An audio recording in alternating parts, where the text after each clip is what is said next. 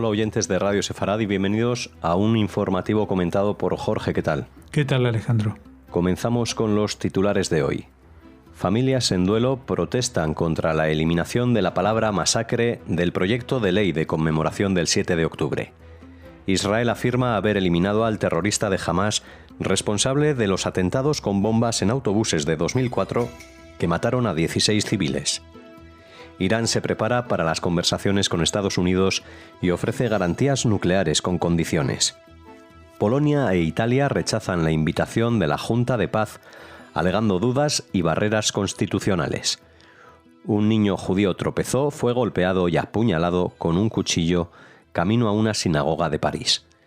Estos son los asuntos que hoy les invitamos a escuchar aquí en el informativo de Radio Sefarad. Hablamos en un primer lugar de las familias de las víctimas. Expresaron su indignación tras la solicitud de la oficina del primer ministro de eliminar la palabra masacre del título de un proyecto de ley para conmemorar la masacre de Hamás del 7 de octubre de 2023 y en su lugar llamarlo Memoria y Conmemoración de los Eventos de Simchat Torah. Una comisión de la Knesset aprobó el cambio, aunque el asunto no es definitivo.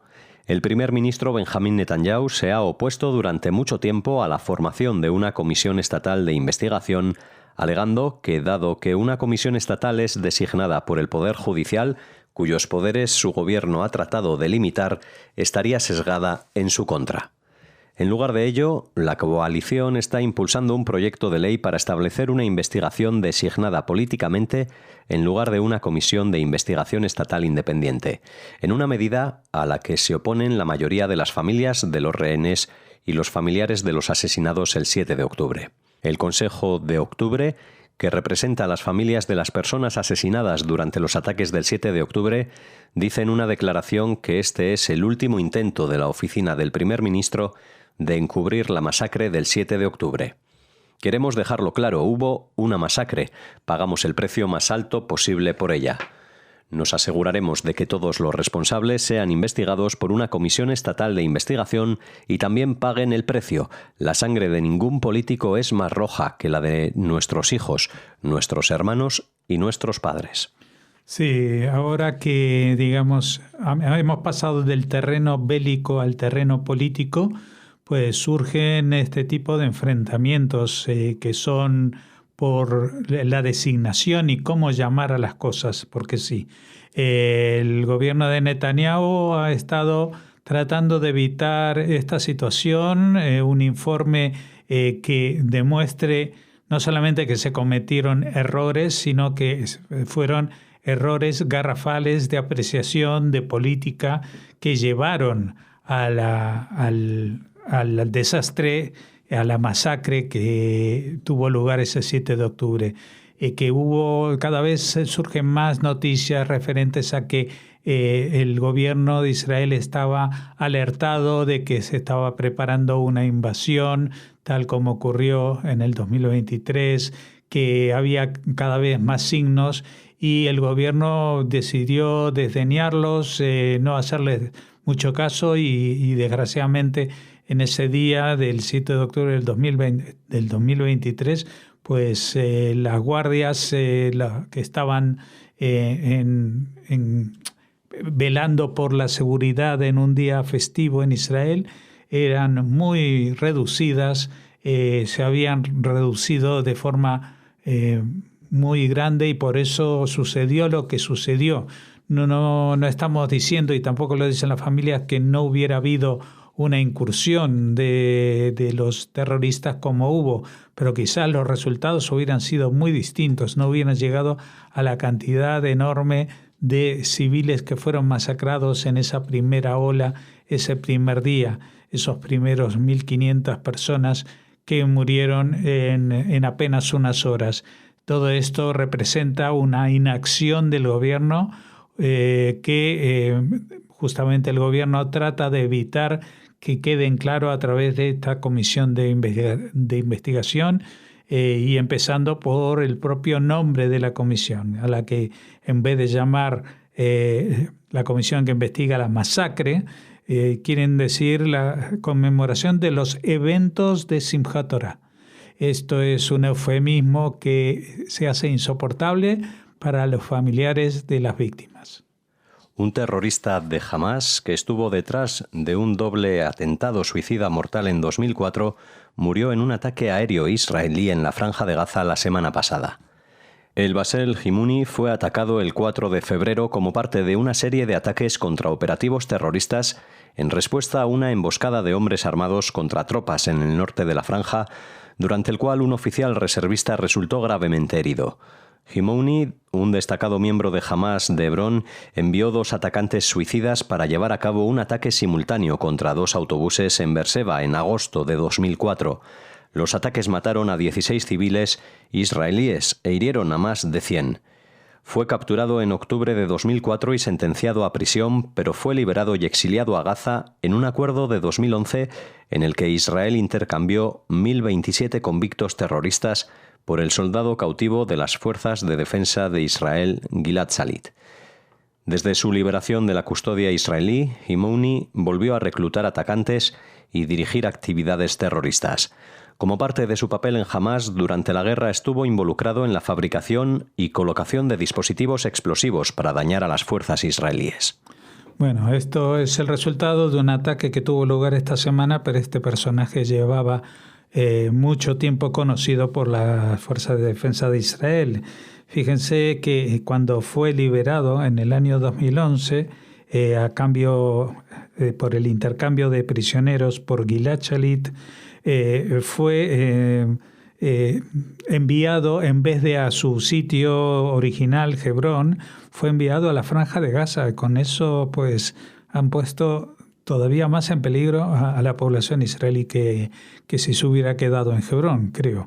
Pero bueno, estas son las cosas que suceden con el terrorismo, que uno no es capaz de imaginar la dimensión del odio y las vueltas que son capaces de dar para lograr su objetivo, que no es otro que la muerte. El ministro de Asuntos Exteriores de Irán, Abbas Araghchi, dijo en una entrevista que Teherán está buscando una propuesta práctica para garantizar la ausencia de armas nucleares al tiempo que salvaguarda sus derechos nucleares pacíficos. Teherán sabe que el primer ministro israelí Benjamín Netanyahu está en Washington para mantener conversaciones con el presidente estadounidense Donald Trump. Mientras tanto, el vicepresidente estadounidense J.D. Vance se encuentra en Azerbaiyán, al norte de Irán, y también se espera que el secretario de Estado norteamericano Marco Rubio visite varios países europeos. Según el canciller iraní, no hay otra solución que la diplomática para la cuestión nuclear, afirmando que la tecnología y el progreso no pueden destruirse mediante bombardeos y amenazas militares. Mientras tanto, el secretario del Consejo Supremo de Seguridad Nacional, Ali Larijani, se reunió con el emir de Qatar. Larijani ha actuado recientemente como una especie de mediador, viajando a varios países mientras Irán se enfrenta a la presión. Los medios estatales iraníes afirman que la visita forma parte de una serie de intensos contactos diplomáticos con líderes regionales en los últimos días, centrados en fortalecer la cooperación y la consulta sobre temas comunes. Bueno, vamos a ver qué es lo que sale de estas conversaciones sobre temas nucleares de Trump con Irán. La verdad es que no creo que Irán dé el brazo a torcer, porque los signos que ha mandado no apuntan en esa dirección. Es decir, sería volver otra vez a las mismas condiciones que había hace 10 o 12 años, cuando se habló de ese acuerdo de limitación de la producción nuclear, y hemos visto que no ha servido para nada, que Irán ha seguido enriqueciendo uranio y cada vez llegando a niveles prácticamente al borde del armamento atómico. Y aparte, aquí no se menciona, o por lo menos Irán ni siquiera lo menciona, el tema de los misiles. El problema no es solamente del armamento nuclear al 100%, sino también de los misiles de medio y largo alcance, que podrían llevar incluso lo que se llaman bombas atómicas sucias, es decir, que no producen una explosión como los hongos atómicos que hemos visto en Hiroshima y Nagasaki, pero sí que contaminan la zona donde caen, exponiendo a la población a dosis de radiación insoportables y que afectan a su salud. Con lo cual, pues creo que las conversaciones en buen camino, pero vamos a ver qué es lo que sucede. Ayer dábamos cuenta de esta visita de Netanyahu justamente a Washington para hablar de estos temas, es decir, qué puede hacer Israel, qué va a hacer Israel ante esta situación. Y parece que lo más probable sea que, a pesar de estas noticias de diálogo entre Estados Unidos y Irán, pues finalmente Estados Unidos, el presidente Trump, optará por dejar la vía abierta para que Israel ataque estas instalaciones nucleares y de lanzamiento de misiles, o que se sume y haya un escenario de ataque conjunto en el cual Estados Unidos colabore con algunos objetivos, como pasó en el ataque de hace medio año,